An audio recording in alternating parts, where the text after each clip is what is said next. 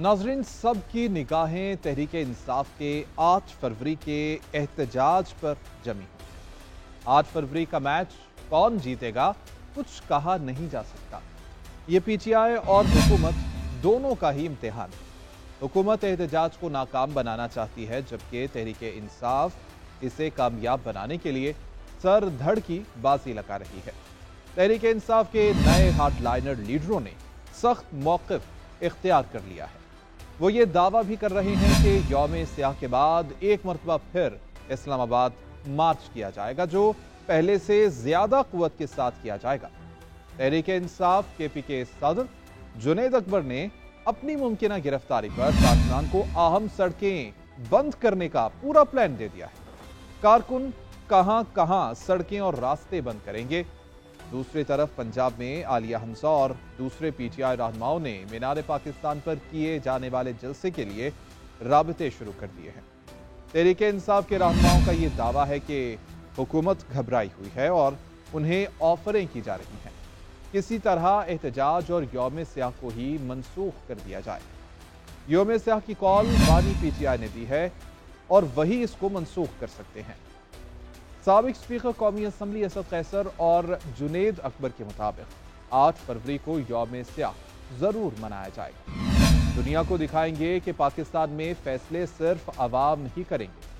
उन्होंने कारकुनान को भरपूर तैयारी की हिदायत की है। सूबाई सदर अगर खान साहब राजी हो गए और खान साहब ने इजाजत दी तो मैं अभी से आपको बताऊं, अगर मैं गायब हो गया, मेरा राबिता से कट गया, जो भी वजूहात हो आपको मैं आज से बताता हूं कि शांगला के, कोस्तान के और बटग्राम के लोग हैं जो वो शारा रेशम बंद करेंगे उस दिन तक जब तक खान न निकलेगा तक खान। दूसरी तरफ वफाकी वज़ीर दाखिला मोहसिन नकवी ने तहरीक इंसाफ के रहनुमाओं को यह मशवरा दिया है कि वो 8 फरवरी को एहतजाज न करें, वरना ऐसा ही होगा जैसा पहले हुआ था। पहले की तरह हम उनसे रिक्वेस्ट करेंगे कि ये चीज ना करें। जब 26 नवंबर था उन्होंने इसी तरह डेटे पिक की थी, नहीं करेंगे तो फिर ये तो उनसे पूछेंगे क्या चाहते हैं। पाकिस्तानी गवर्नमेंट का यूएस गवर्नमेंट के साथ बड़ा अच्छा ताल्लुक है। वहाँ पे काफी सारे सेनेटर्स और कांग्रेसमैनों के साथ मुलाकात हुई। ताइज इंशाल्लाह ताला कुछ चीजें सिर्फ सोशल मीडिया की डिमांड पे चलती हैं, कुछ चीजें हकीकत में होती हैं। जहाँ तक हुकूमत और तहरीक इंसाफ के दरमियान मुज़ाकरात की बात है तो ये बाब फिलहाल तो बंद हो चुका है। मुज़ाकराती कमेटियां भी खत्म कर दी गई हैं, लेकिन स्पीकर कौमी असम्बली अयाज सादिक अब भी मुज़ाकरात के ख्वाहां हैं।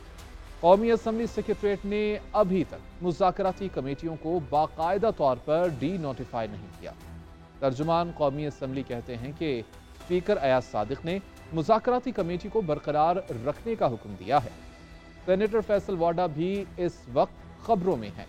धुआंधार बयानात उनकी जानिब से दिए जा रहे हैं। नाजरीन, अब उन्होंने हुकूमतों को टिश्यू पेपर करार दे दिया है और उनका ये कहना है कि जितनी हुकूमतें आई हैं सब टिश्यू पेपर थी, जिन्हें इस्तेमाल करने के बाद फेंक दिया गया। अब नया टिश्यू लाया जाएगा तो ही आगे कोई बात चलेगी। 90 की सियासत नहीं चलेगी।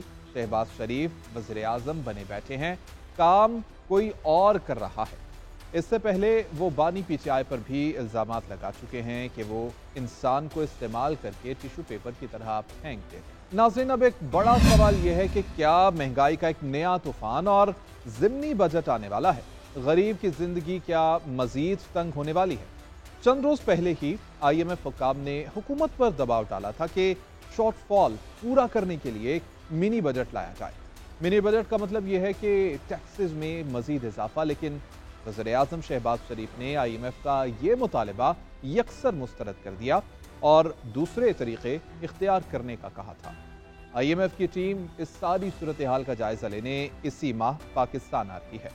हुकूमत को ये यकीन है कि पैसों की ये कमी पूरी कर ली जाएगी। दूसरी तरफ FBR के ज़राए का कहना है कि कोशिशों के बावजूद ना नए टैक्स गुजार नेटवर्क में लाए जा सके और ना ही टैक्स रेवेन्यू को बढ़ाया जा सका है। हुकूमत ने 1 फरवरी को पेट्रोल और डीजल भी महंगा किया है। डीजल महंगा होने से महंगाई मजीद बढ़ेगी। अपोजिशन जमातें महंगाई का जिम्मेदार अब हुकूमत को करार दे रही हैं। ये इल्ज़ाम भी लगाया जा रहा है कि मुआशी पॉलिसियां भी खुद नहीं बना रही। तहरीक इंसाफ के रहनुमा और अपोजिशन लीडर उमर अयूब ने तो पेशगोई कर दी है कि महंगाई अब मजीद बढ़ेगी। हुकूमत के पास कोई प्लान ही मौजूद नहीं है। हुकूमत के पास तो इतना भी इख्तियार नहीं कि मुज़ाकराती कमेटी की बानी PTI से मुलाकात भी करा सकती।